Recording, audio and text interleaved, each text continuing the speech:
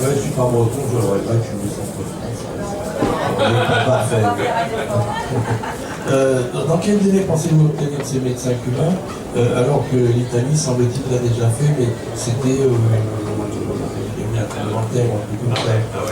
Non, genre, l'Italie l'a déjà fait. Et est-ce que oui, est-ce que ces emplois sont pérennisés, ces emplois de médecins cubains? Alors c'est une chose. D'autre part, si on fait parler de médecins à Cuba, vous parlez de 1400 €, c'était peu. Un médecin cubain touche très peu. Le chauffeur de bus qui fait un tour opérateur, il gagne beaucoup plus qu'un médecin cubain.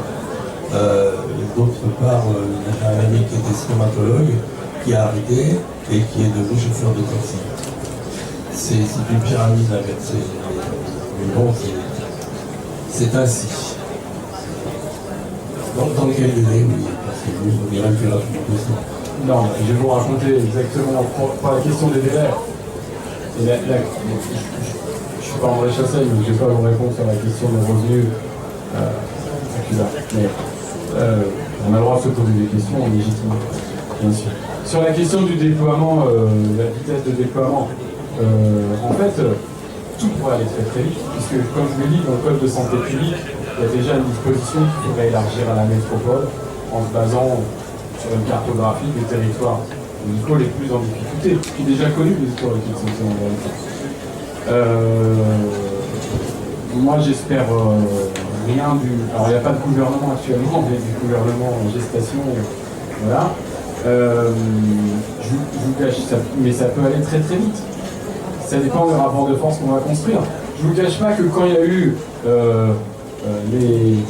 les balbutiements après les législatives pour savoir qui est Premier ministre et du coup président de l'Assemblée nationale et que j'ai vu le nom d'André Chassaigne, je suis là, mais c'est bon, on a notre décret, c'est réglé. Bon, malheureusement, c'est pas passé comme ça, vous le savez. Bien sûr, ça dépendra du rapport de force électoral, mais aussi sur le terrain. Et c'est d'abord sur le terrain à la base. Parce que moi, je le regrette, mais j'ai pas l'impression, je le dis en fraternité courtoisie, que les dirigeants de nos organisations politiques et syndicales à haut niveau aient compris la pertinence de cette petite campagne qui part à la périphérie, qui part à la base, et qui bouscule beaucoup de choses parce qu'elle remet dans le débat public les traditions. Et sur le déploiement des médecins cubains, nous on est bien de toute façon sur une logique de temps court. On est sur un temps court, on n'est pas là pour que il reste à tout un temps. En Italie, ils ne sont pas venus suite à un tremblement, ils sont venus suite à la dérive. En fait, il n'y avait plus de solution au Calabre pour faire tourner les hôpitaux publics. Sinon, on fermait les hôpitaux publics. Voilà, c'était ça. Et ils étaient venus avant pour le Covid. Ça avait créé le précédent, c'est tout à fait. L'arrivée des médecins en Calabre pour faire fonctionner les hôpitaux publics est une conséquence positive de l'expérience qui avait été menée pendant le Covid avec une brigade d'intervention qui était là sur un temps court. Là, on est parti sur un temps court. C'est tout à fait vrai. Là, on peut que vous encourager. Franchement, partout, ça va dépendre de vous. On a bien vu qu'on n'était pas nombreux au départ. Il était tout seul. Donc après, on a repris le bon à la fête de l'Université de Bretagne, où on avait été certainement avec Jean-François Philippe, qui va intervenir tout de suite, de l'association Cuba Coopération France, la MUF et notre public. Mais ça dépend de vous.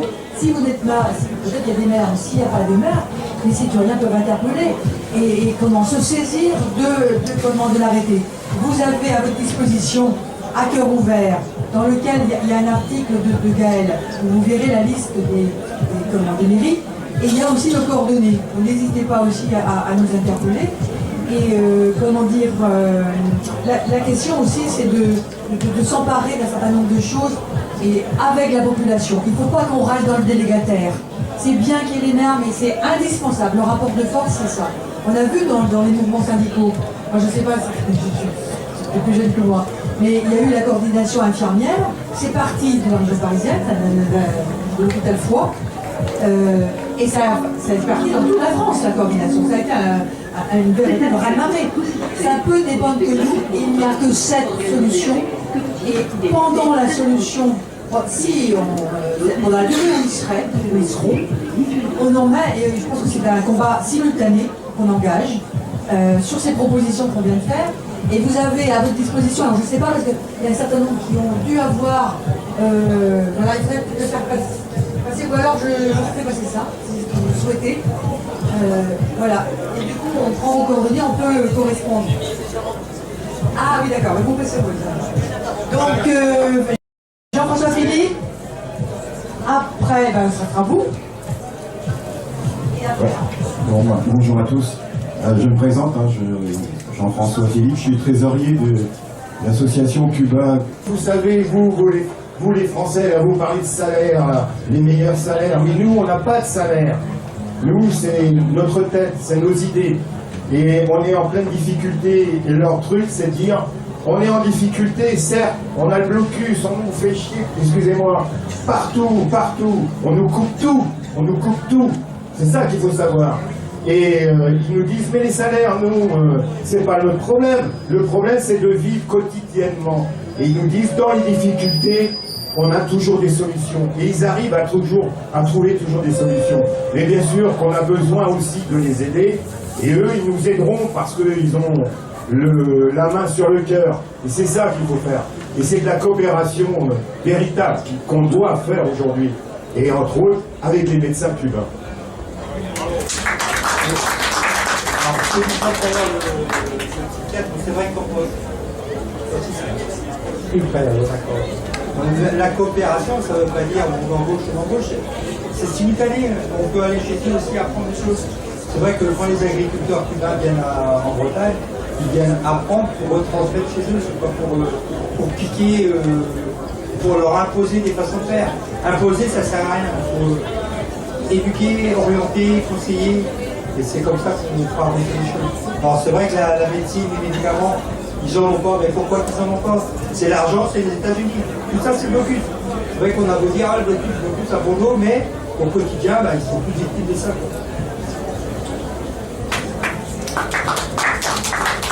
Je pense à moi qu'il y a quelqu'un qui souhaite intervenir. Oui, effectivement, on ne le dira jamais assez. En avril dernier, j'étais à La Havane, j'ai chopé un virus. J'avais une assurance, je suis allé à la clinique internationale qui est le top pour les touristes et ils n'avaient pas de médicaments à me proposer. Il a fallu que je rappelle mes collègues en France, arrive en France en 4 jours, c'était terminé, parce qu'on avait des médicaments en France. Une précision, vous parliez tout à l'heure, en fait, ce sont des tribunaux américains qui ont fait un procès à la BNP, à la Société Générale, parce qu'ils commerçaient avec Cuba. Et ces banques ont dû payer plusieurs milliards d'euros. Donc ce sont les tribunaux américains. Macron n'a rien à voir là-dedans. Si, parce que là, il y a des nouvelles. Moi, je connais pas tout, mais je sais que nous, à Cubacop, on a essayé de faire un virement aujourd'hui à Cuba dans une famille. C'est impossible. C'est impossible. À cause de ça. Mais non, mais il y a aussi Macron. Macron, il est d'accord pour lever l'embargo. Mais d'un autre côté, il demande aux autorités financières françaises et aux banques françaises de ne plus commercialiser. Si. Parce que Cuba a une dette. Au niveau de l'État français. Et Macron trouve ce prétexte-là pour empêcher cela. On a fait à Cubacop National sur le lait. Vous allez là-bas au stand, vous verrez, c'est marqué don pour apporter du lait. Il n'y a plus de lait à Cuba. Il n'y a plus de lait. Donc on a envoyé, je ne sais plus combien de conteneurs, on a trouvé les moyens financiers, on peut faire des dons. Et on a voulu payer par une banque française, on n'a jamais réussi, on peut pas. Il y a eu une action qui a été faite avec l'Italie, avec le même comité qui correspond au comité Cubacop ici en France. Il y a quelques années, il y a 2 ans, on n'a pas pu verser directement. On est maintenant obligé de passer par une banque privée pour pouvoir verser de l'argent à Cuba et aux familles. Et voilà. Donc ça c'est important. Mais bon, après, Pour nous, l'essentiel, c'est de montrer aussi ce qui se passe à Cuba, ça c'est important, mais aussi de les aider sur nombreux domaines, et en particulier aussi, nous on travaille sur le domaine de l'eau, parce que là-bas, l'assainissement de l'eau, je peux vous dire qu'il y a du travail à faire. Alors, ce qu'il faut savoir aussi, c'est qu'au niveau du Parti communiste, il y a une campagne nationale de solidarité, et vous verrez, parce qu'il y a des petites affichettes, alors je ne sais pas si vous... peut-être que c'est pas possible maintenant, mais vous pouvez toujours... Il y a une campagne pour récolter des médicaments, comment il s'appelle, tu rappelais, des matériels nécessaires. Ils sont sur toute la fête. C'est une initiative qui est en train de se réaliser. Voilà. On va peut-être conclure, et je vais passer la parole pour conclure momentanément, parce qu'on aura plein de choses à se dire peut-être l'année prochaine, on fera le bilan, à Gaël. Bon, encore merci pour cette invitation, pour ces deux échanges. On en a fait un hier et aujourd'hui. Moi, je voulais vous faire part, pour conclure, de mon enthousiasme. Il y a, dans le militantisme, dans les difficultés qu'on rencontre pour construire une société plus juste, on est toujours confronté à la difficulté de la construction de l'unité. Donc, vous savez, le cadre de construction de l'unité, les choix de candidature aux législatives qui nous tournent du ciel, les concurrences entre organisations qui ne sont pas de la saine émulation, mais des pics qu'on se balance. Et voilà. Moi, je suis pas au Parti communiste, hein. Je suis un compagnon de route, loyal. Voilà, vous en avez plusieurs, je le sais. Moi, je voulais témoigner que cette campagne, à la base, elle se passe dans les meilleures conditions possibles, parce qu'elle brasse des gens très différents. On est allé porter la contradiction auprès de gens qui n'étaient pas du tout convaincus qu'on avait intérêt politiquement avec la question de la solidarité avec Cuba et la question de la lutte anti-impérialiste dans l'agenda politique de la lutte pour l'hôpital public. Mais on a réussi. Et il y a un respect mutuel, il y a beaucoup de complicité, il y a une unité qui se fait à la base à partir des problèmes du quotidien des populations. Et on arrive en partant des problèmes du quotidien des populations qui sont privées d'accès aux soins à décliner notre agenda politique dans une très grande unité sans qu'il y ait aucune tension. Et franchement, je vous l'ai dit tout à l'heure, ça bouscule quand même pas mal de choses. Si vous arrivez à convaincre votre maire de prendre un arrêté municipal pour atteinte à la dignité, ça va à l'échelle locale rebattre pas mal de cartes, même s'il refuse. Parce que poser la question, déjà publiquement, en tant que conseiller municipal, ou en par une tribune dans la presse, ou en lui envoyant un courrier que vous rendez public, en lui disant inspirez-vous de ce qui se passe en Bretagne, ça va éclaircir pas mal de choses. Et bon, c'est pas peut-être l'insurrection qui arrive pas assez vite à notre goût, c'est sûr. Mais il se passe quelque chose là qui est reproductible et adaptable et qui crée de l'unité à la base entre militants politiques, de différentes organisations, entre militants associatifs, entre syndicaux, entre différentes sensibilités, puisqu'il y a une autre sensibilité dans le combat pour l'hôpital public en Bretagne. La sensibilité bretonne qui devrait décider plus de choses en Bretagne. Moi j'appartiens à cette famille politique là aussi. Voilà, on est deux visiblement. Bon. Et on fait des choses ensemble. Et c'est ça le plus important. Le Front populaire, ça se construit pas par an. Ça se construit par en bas. Moi c'est comme ça que je vois les choses. Voilà. Je dis en toute franchise et avec beaucoup de complicité. Je ne bouscule les personnes dans ces conditions. Même si bien sûr, en haut il faut un message d'unité vers la population, vers la base, c'est ça qu'attendent les gens. Et moi je vous encourage à prendre ce genre d'initiatives qui font tomber beaucoup de barrières et qui apprennent aux gens à se connaître. Et la population nous en est très gré. Parce que dans ces communes où on se connaît tous en fait, donc c'est difficile de passer inaperçu quand on s'investit sur ces questions-là. Les gens à la caisse chez Leclerc, ils me font alors ils arrivent quand les médecins cubains.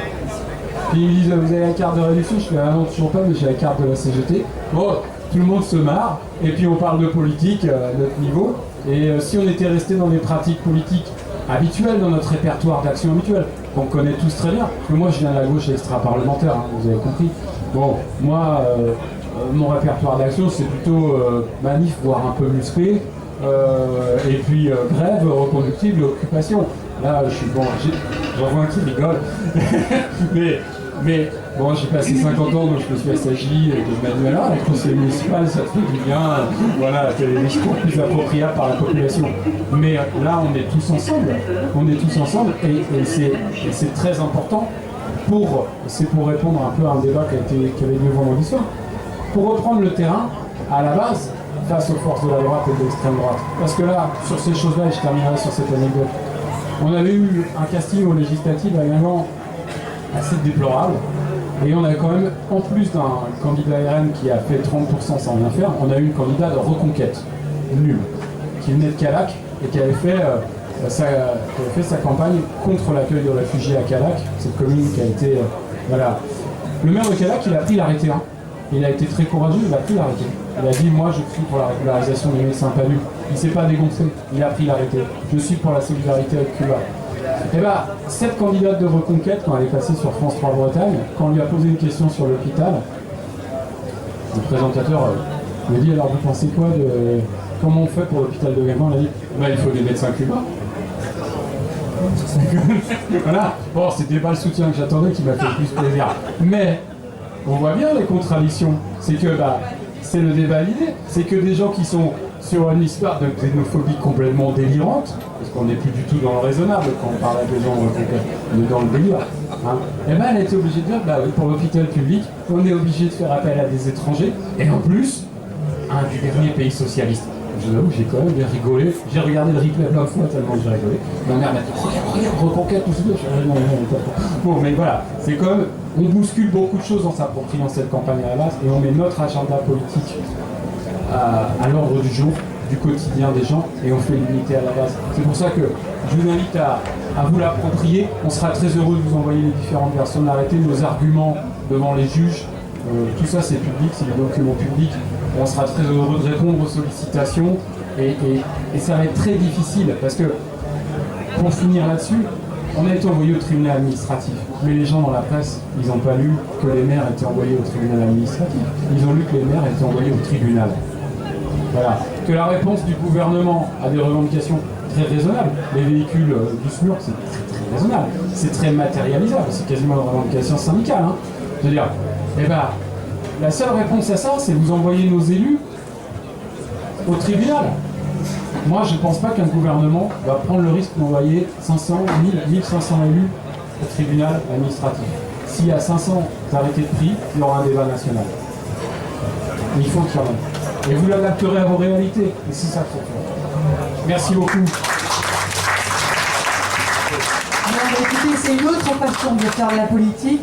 Le débat de hier, le commençait à partir d'expérience, comme je vous ai dit tout à l'heure, ceux de Attalès et Sanofi, et donc celle du volet sur les hôpitaux.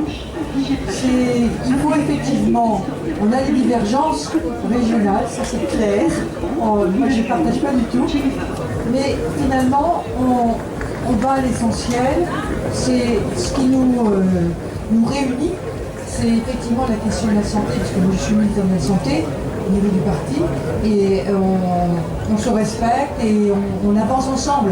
On a des citoyens, tout à l'heure ils étaient présents, et c'est ça l'essentiel. Et c'est multipliable, comme Gaël vient de dire. Je vous souhaite une bonne fête, et continuez les débats, et la musique, parce qu'il y a de la musique aussi.